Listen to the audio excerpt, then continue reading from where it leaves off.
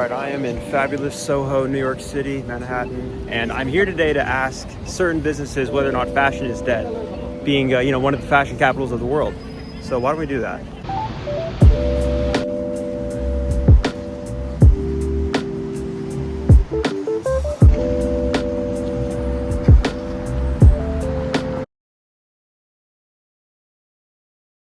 Okay, it's raining now, but the reason fashion is dead is simple.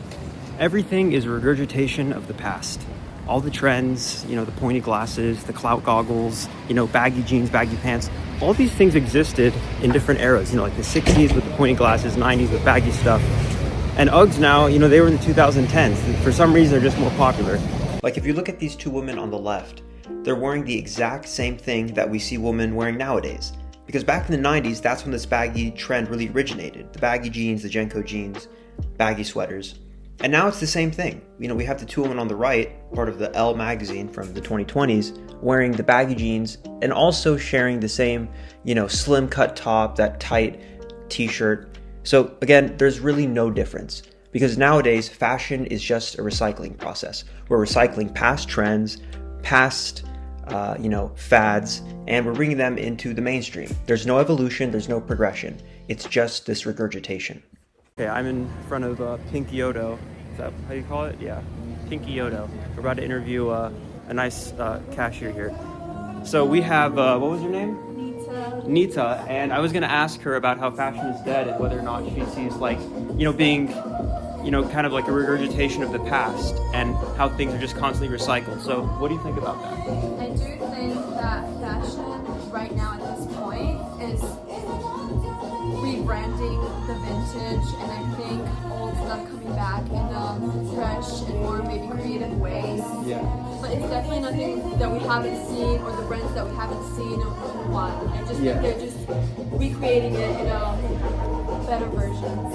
Okay, so basically it's just like the recycling, but the recycling is getting a lot better. Yes. Yeah, because these glasses right here, these are all stuff we've seen already. Marilyn Monroe wore these ones from the 60s. That's so true. Yeah, and same with these kinds. These are like Audrey Hepburn, Yes. right? These are 80s. This one's like, the Kurt Cobain clout goggles. Same with these. So everything. Very clueless vibes. Very. It's definitely Oh something yeah, that's that is right? clueless. Yeah, or what? This is like 16 candles. Yeah. That's what that's like. Very true. So as you can see, Like very Coco Chanel. that's very Coco Chanel. Yes. You know what I mean? But you're gonna put me in the spot. Yeah, Natty, where do you see fashion going in the next 2 to 5 years? That's a good question. I've been thinking about that a lot because I do want to stay in this business. Yeah. So I see it going. Hi guys, welcome. Probably evolving more, but Yeah. I do see a lot of new stuff Okay. coming. Like I don't know why, but this AI is coming, so I do think something might change. okay, I like that I perspective. do think the makeup routine will change Yeah. as well. The clothes, something new will definitely start. Yeah, New yeah. era. I just don't know what it is yet. What if AI becomes the person or the thing responsible for the design? Yeah, I do think that a lot too. Yeah.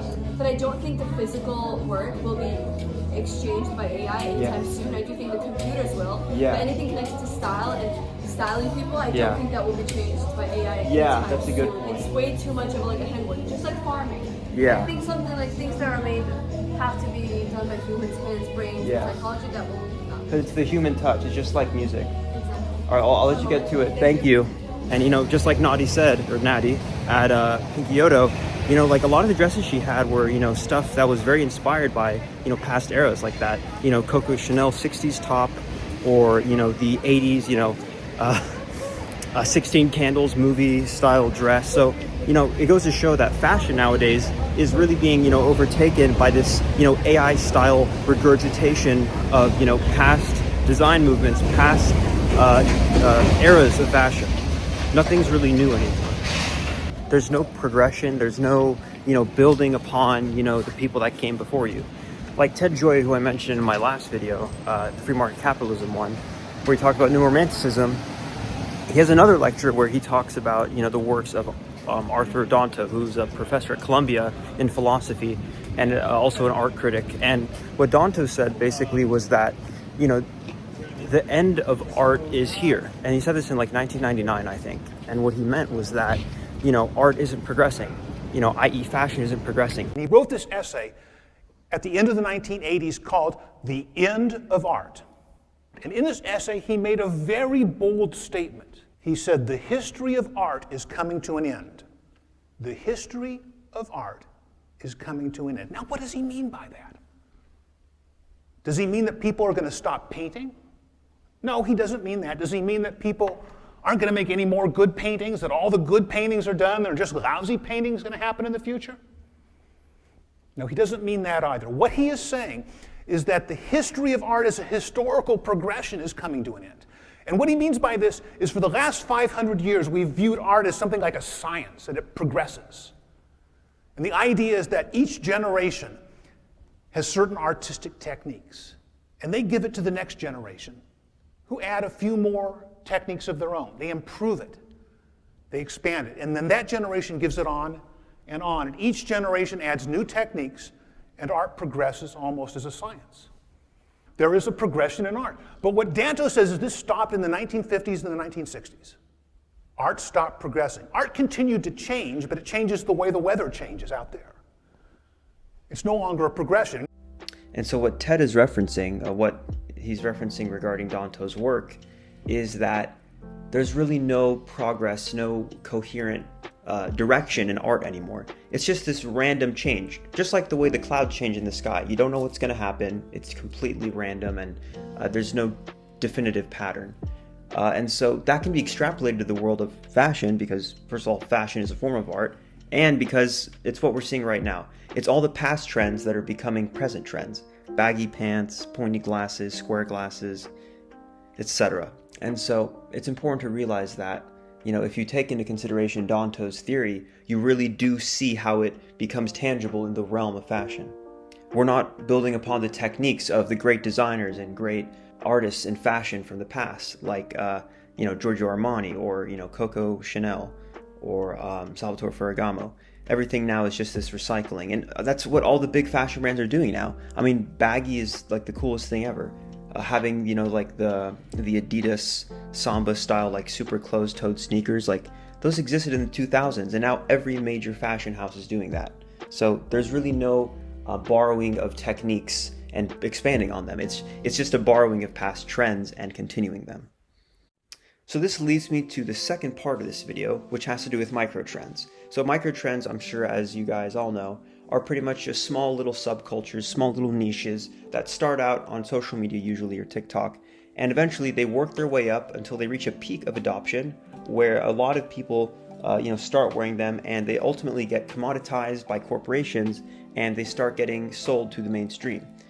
They actually follow this curve called the innovation adoption curve that basically describes their behavior. A small group of people adopts them, they start getting popular, they reach a peak, and it dies off. And that's pretty much what's happening in fashion right now. It's all these different micro trends that emerge in social media, become super popular, and don't really have anywhere to go, so they just die out. And again, that's why fashion is dying, because it's just like the movement of the clouds, random and mindless. We're not, doing any progression. There's no evolution. We're just moving from one micro trend to the next.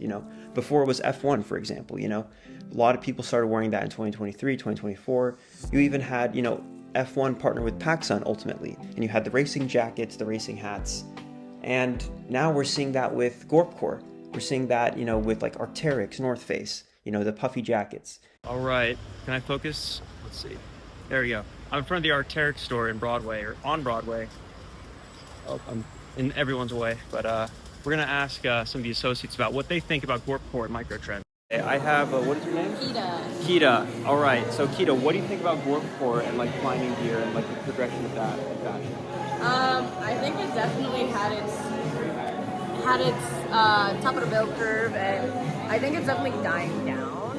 Unless you're actually into the sports. I feel like for me, I got into sports and now it's part of my wardrobe. Okay. But I'm also surrounded by everyone that does sports. I'm always around. I see. Okay. Yeah. Do you do like climbing, hiking? Yeah, climbing, hiking. Okay, nice. Okay. So where do you see like Gorpcore going in the next like 2 to 5 years?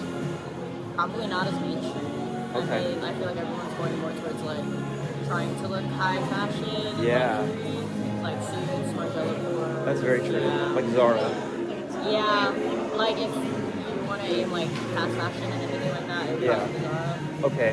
What would you say is like, when would you say the peak of Arc'teryx was, or is it currently in its peak? I still think we're in its peak, Yeah. but we'll see. Moving Okay. forward. Yeah. What do you think the next micro trend will be that would like it's going to replace for like F1? Maybe potentially. I don't know. I think I see like military gear still coming up. Military Yeah. gear. I mean, that's kind of always been around, but I think more like it's going younger and younger. So I feel like it's gonna have a surge again. I see. Yeah, because I was in Brooklyn like at a jazz club, and I was like so stunned. This guy was wearing like fireman pants. Oh, my homegirl was actually wearing those. No the other way. day. Yeah. So that's the new trend. That's got to be one of the new trends. It has to be. I mean, like it's also easy to find secondhand. That's Yeah. like another thing that, not really a micro trend, but just like a behavior that a lot behavior. of people are pushing towards. Yeah, You know what I mean? I see that. Yeah. Okay. Well, thanks for your questions. It was awesome. Do you want to like link your socials or anything? I'm Okay. good. Yeah. Okay. It is raining really badly outside, so I just wanted to like follow up on like what I was saying at Arc'teryx, because like essentially it's always these micro trends that they start from the underculture, they start from like a small group of people, and it works its way up following that bell curve, and it goes to like mass adoption, and you have the laggards, and they're the people that adopt it last. So like your grandma, your grandpa, your uncles, and that's probably what's going to happen with fire hose pants. It's going to be another like micro trend, and we're going to witness them being commoditized by like PacSun or Macy's or whomever. And just like Keita said in my interview with her, it looks like it's going to be fireman clothes and fire gear that are going to be the next micro trend. We're already seeing that. We have Zara that came out with the fireman jacket, the clasp jacket, back in like winter of this past year, and people are wearing fireman pants now, and you can easily thrift them, like she said. And so all this points to the idea that fashion now, along with just regurgitation of the past, is just a mindless movement between micro trends. First it was F1 and racing and automotive stuff. Then it became cowboy boots, cowboy hats, and then gorpcore climbing. And for the future, it looks like fireman pants or military gear, like she's saying, or who knows, scuba gear, Arctic gear. The list goes on and on and on. And so that's why fashion is dead. It's just this mindless movement from one micro trend to the other, and there's no progression. There's no evolution of ideas, of techniques of design, of art.